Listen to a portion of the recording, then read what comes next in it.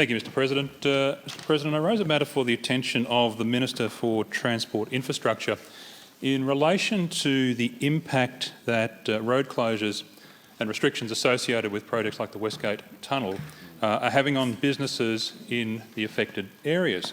I've received a letter from the Managing Director of an engineering supplies company based in Sunshine talking about the impact of road closures in late January in the Sunshine West area, and the impact those closures had on his business. And I'll quote the second paragraph where he states, since 20th January 2020, the road congestion has had a significant impact on our business as a result of the closures on the Western Ring Road and Westgate Freeway for Westgate Tunnel works. The impact is multifactorial, with staff not being able to get to work in a timely manner. We have staff travelling from Point Cook, whose travel would usually be 25 minutes, now taking 1.5 hours. It takes 30 minutes to exit from the street at the end of the day. Customers using competitors because they cannot get to our shop to purchase what they need.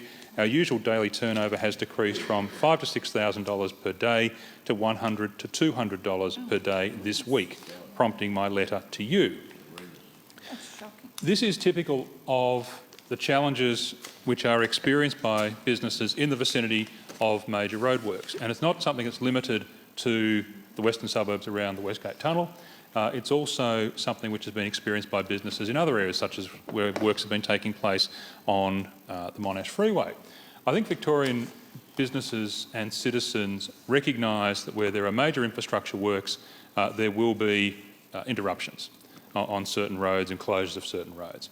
Where it becomes untenable for businesses and commuters is where a road closure occurs because of project works, but then the parallel and surrounding roads are also closed because of project works, where there is apparently no coordination between the project managers, Vic Roads, and in some cases local councils, where we see a whole host of roads in one area, the alternative routes to the major road, are also closed, which causes enormous frustration to commuters and, as this letter shows, substantial damage to business.